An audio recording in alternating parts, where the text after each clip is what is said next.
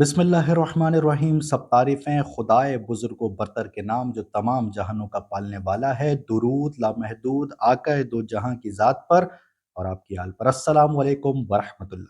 عزیزان من، صرف 54 سال 54 ایئرز باقی ہیں قیامت کی ایک بڑی نشانی پوری ہونے پر، یعنی اب یہ کہا جا سکتا ہے کہ کھیل بالکل آخری مرحلے میں داخل ہو چکا، اور حیران کن طور پر یہی بات ہمیں بائبل میں بھی دیکھنے کو ملتی ہے۔ مگر سوال یہ ہے کہ 54 سال بعد کیا ہونے جا رہا ہے؟ صحیح بخاری میں حضرت عبداللہ بن عمر رضی اللہ تعالیٰ سے ایک روایت ہے کہ نبی کریم صلی اللہ علیہ وآلہ وسلم نے خطبہ دیتے ہوئے ارشاد فرمایا کہ تمہارا زمانہ گزشتہ امتوں کے مقابلے میں ایسا ہے جیسے عصر سے سورج ڈوبنے تک کا وقت۔ توریت والوں کو توریت دی گئی، انہوں نے اس پر عمل کیا یہاں تک کہ آدھا دن گزر گیا، پھر وہ عاجز ہو گئے تو انہیں ایک قرات دیا گیا۔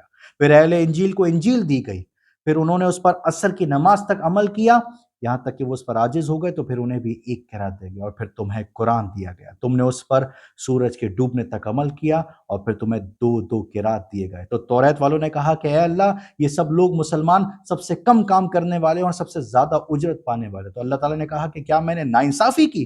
تو انہوں نے کہا کہ ہرگز نہیں۔ تو پھر اللہ تعالیٰ نے فرمایا کہ یہ تو میرا فضل ہے، میں جس پر چاہتا ہوں کرتا ہوں۔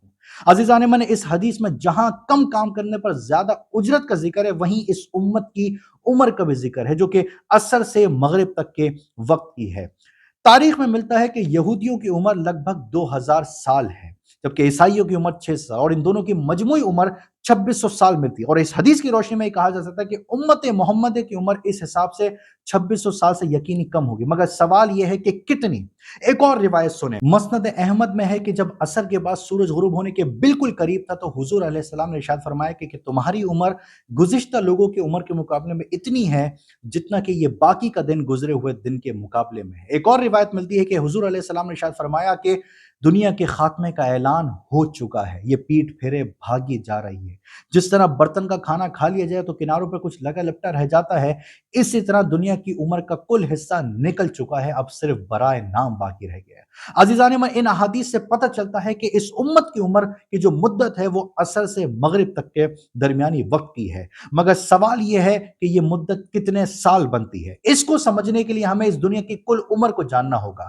حضرت ابن عباس رضی اللہ تعالیٰ عنہ کا قول ہے کہ اس دنیا کی مجموعی عمر آخرت کے مقابلے میں 7000 سال ہے، جس میں سے 6200 سال گزر چکے ہیں۔ حضرت علی کرم اللہ وجہ الکریم کا قول ہے کہ دنیا آخرت کے جمعوں میں سے ایک جمعہ ہے جو 7000 سال کا ہے۔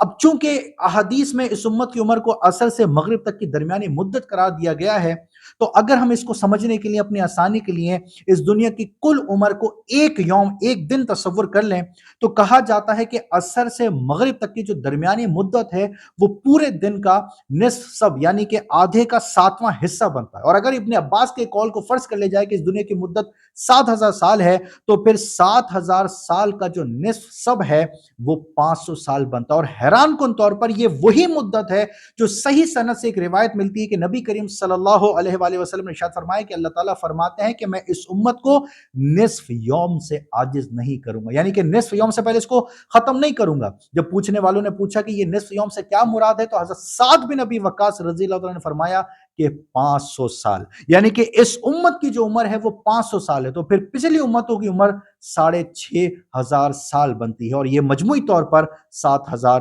سال بنتے ہیں۔ اب اور آگے چلیے اور آسان کر لیتے ہیں۔ ملا علی قاری رحم اللہ نے موضوعات کبیر میں بیان کیا ہے کہ نبی کریم صلی اللہ علیہ وآلہ وسلم کی بعثت دنیا بننے کے 5500 سال بعد ہوئی۔ امام سیوطی رحم اللہ جو کہ ایک بہت بڑا نام ہے، وہ اپنی کتاب الحاوی میں لکھتے ہیں کہ اس دنیا کی مجموعی عمر 7000 سال ہے اور نبی کریم صلی اللہ علیہ وآلہ وسلم کے وقت تک 5600 سال گزر چکے ہیں۔